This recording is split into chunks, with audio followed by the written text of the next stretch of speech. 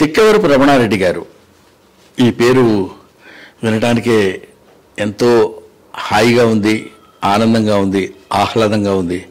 ఒక మాటలో చెప్పాలంటే నవ్వు పుట్టించే విధంగా ఉంది.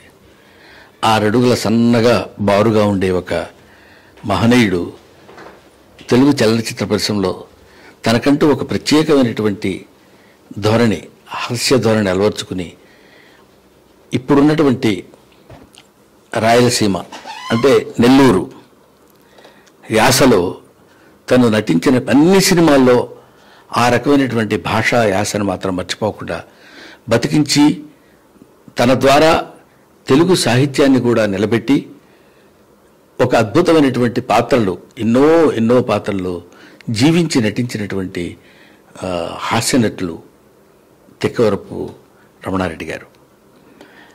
చాలామంది కమెడియన్స్ అనగానే, హాస్యనటులు అనగానే ఎప్పుడు కోతుల్లో ఎగురుతుంటారు, ఏదేదో మాట్లాడుతుంటారు, ఏదో జోకులు వేస్తుంటారు.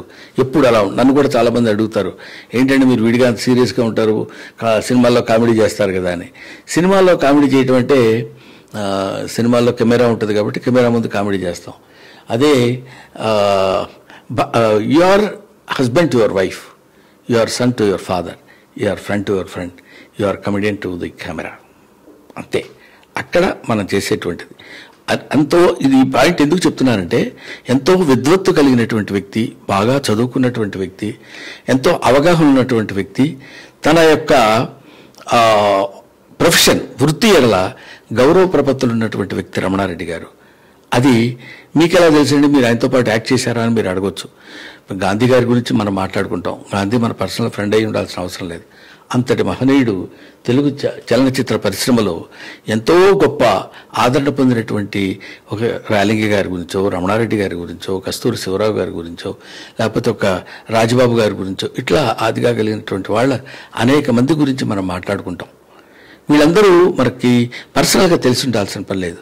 వాళ్ళ ఖ్యాతి అవన్నీ సహజసిద్ధమైనటువంటి పువ్వులు, వాటి ద్వారా విస్తరించినటువంటి అద్భుతమైనటువంటి సువాసన తెలుగు చలనచిత్ర పరిశ్రమతో నిండి ఉన్నది. కాబట్టి అది ఆస్వాదించిన వాడిగా నేను ఆయన గురించి మాట్లాడేటువంటి అదృష్టం, ఇదేదో మామూలుగా చెప్పేది కాదు, నిజంగా ఆయన గురించి మాట్లాడటం అనేది ఒక హాస్యనటుడిగా నా అదృష్టం కింద నేను భావిస్తూ, అటువంటి వాళ్ళ జీవిత చరిత్రని మనకి అందించాలి అనేటువంటి ఆలోచన, అది అందరికీ తెలియపరచాలి అనే ఆలోచన ఒక యువకుడు, మూవీ వాల్యూమ్ యూట్యూబ్ ఛానల్ సృష్టికర్త జిలాన్, అతని ద్వారా ఇలాంటి ప్రయత్నాలు జరగడమే చాలా గొప్ప విషయం. అలాంటిది ఏ రకమైనటువంటి స్వార్థం, ప్రత్యేకమైనటువంటి ఆర్థికపరమైనటువంటి స్వార్థాన్ని దృష్టిలో పెట్టుకుని కాకుండా ఇలాంటి గొప్ప నటుల్ని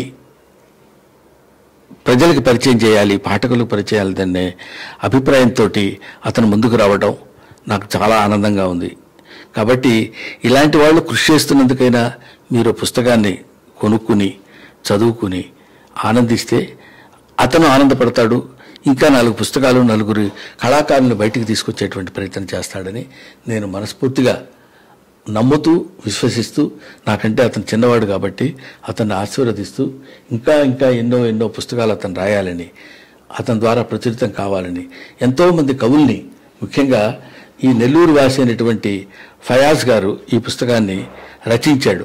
ఆయన ఈ పుస్తకం రాయటానికి పడినటువంటి శ్రమ పుస్తకం చూస్తే మనకు అర్థమవుతుంది.